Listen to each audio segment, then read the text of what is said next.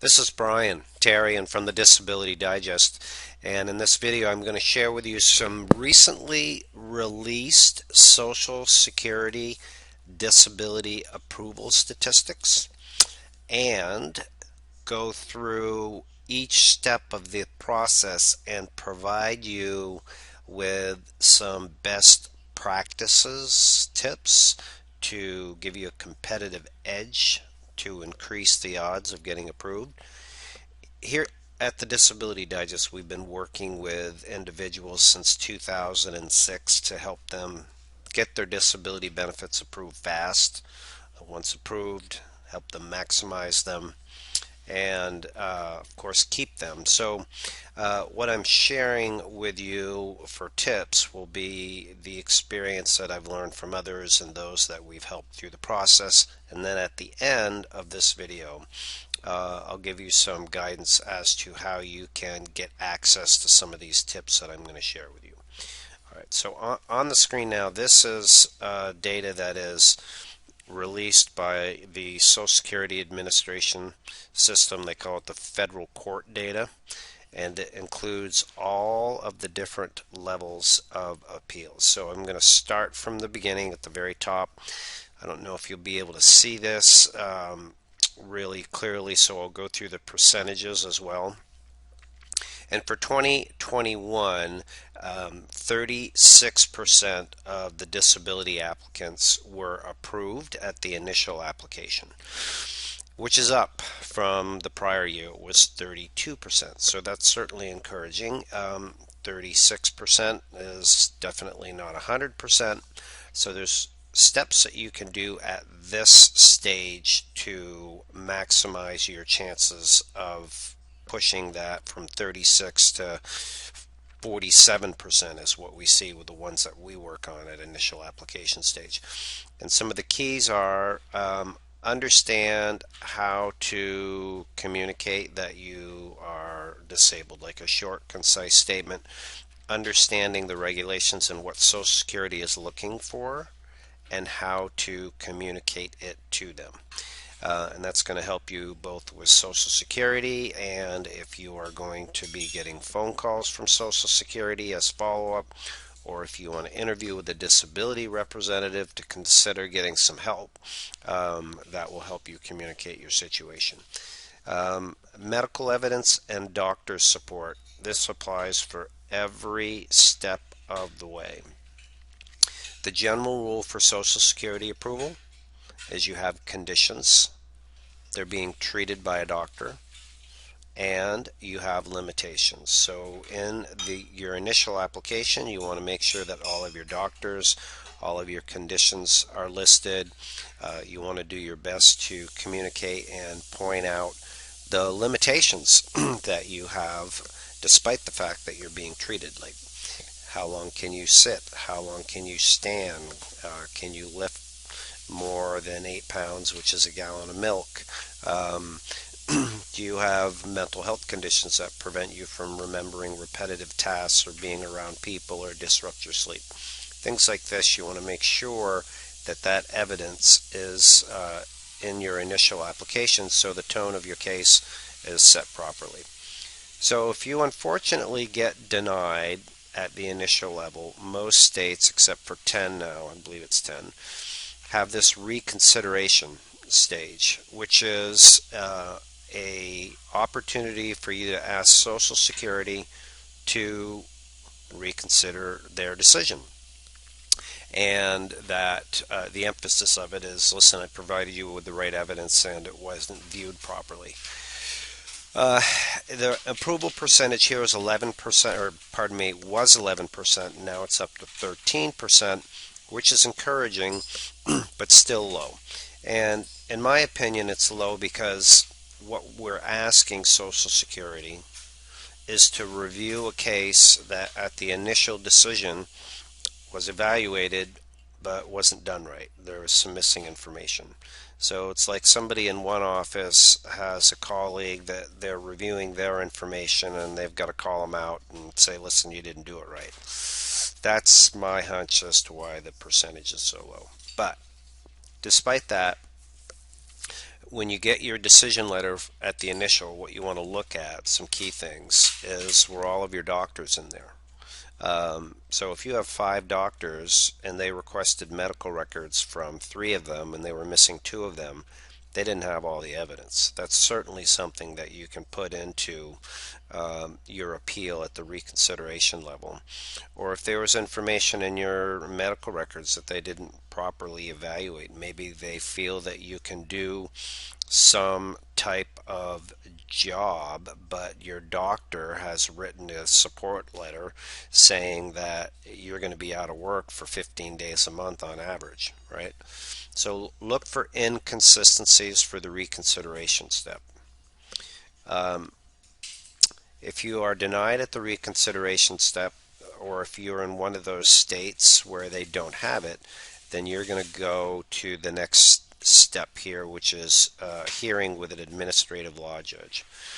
Now, at the time of this recording, there still is very limited in-person hearings in a traditional courtroom. Most of these are done by telephone, and so just make sure that you're aware that what it's going to be like for you to do a hearing. We have tips on our YouTube channel and provided to our members to brief them, but I expect that this will be the structure for a while. So understand the environment.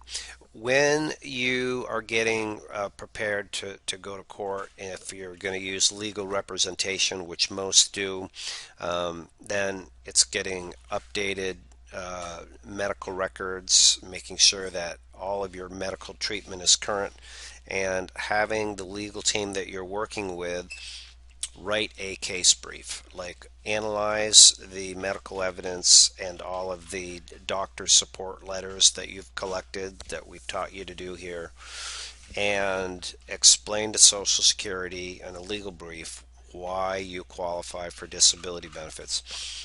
If that is done correctly, it is possible that your case could be approved once the judge reviews this letter without going to a hearing.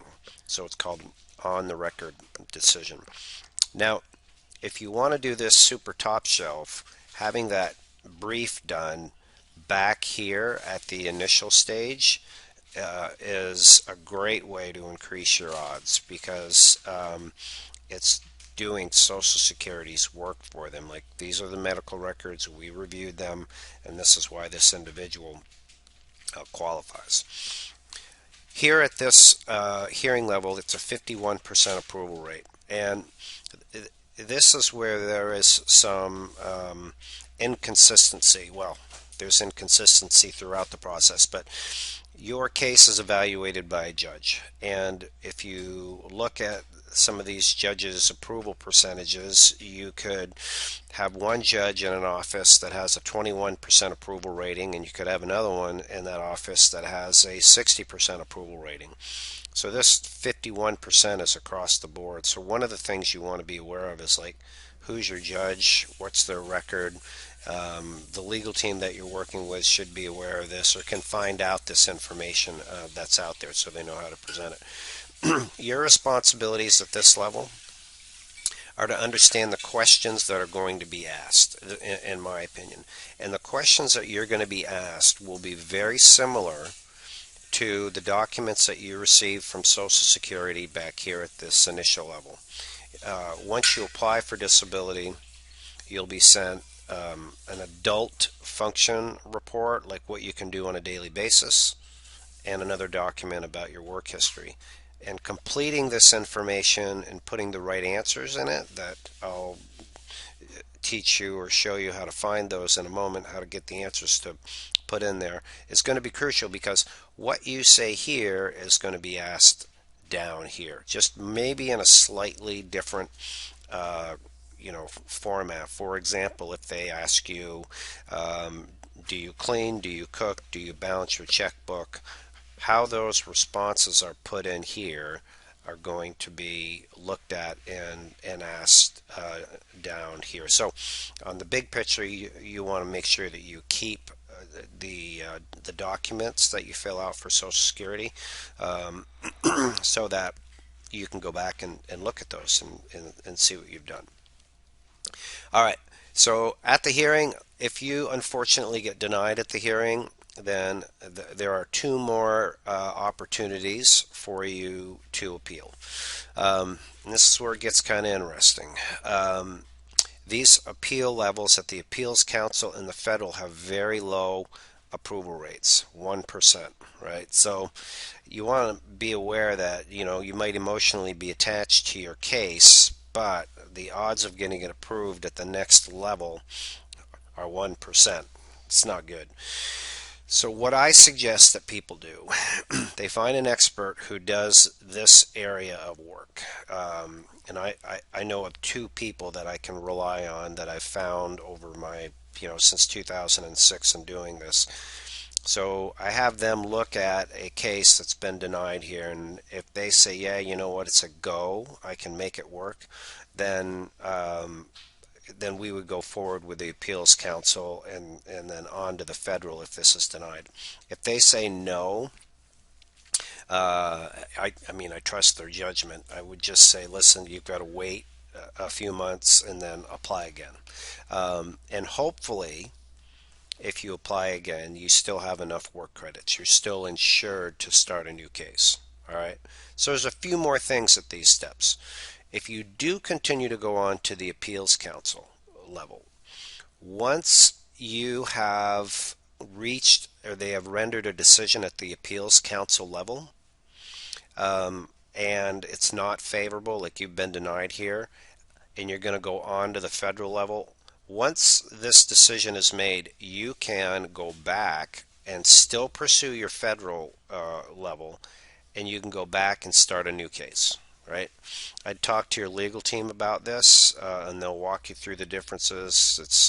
There's other considerations to take in there, but you can definitely do that. And then if your federal gets approved, that's great because you're going to get all of your back pay. Keep in mind, not keep in mind, but I want to make you aware that if you start a new case after you've been denied at the administrative law judge level, you can start a new case, but it's only going to be for the months after your decision from the hearing was rendered, right? So if you were a March 2022 denial, you could start a new application that would be after that date. So, for example, in April.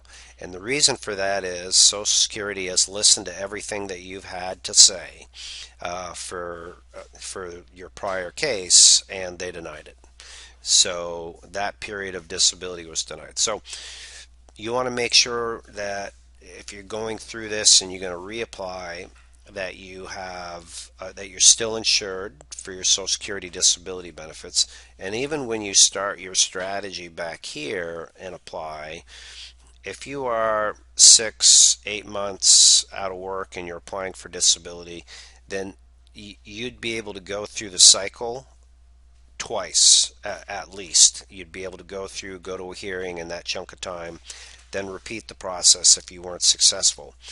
Where individuals run into a challenge is they wait maybe 2 or 3 years, then they apply. They've got one shot to go through this. So if they don't get approved at the hearing level, they run into a bad judge, that 21%er, they're basically stuck, right? Because they're looking at 1% odds here. So that's the big picture overview and some of the tips that you have. Here at the Disability Digest, we have a two-part strategy that you can use to get your disability benefits approved fast. What you're looking at here is our disability approval course.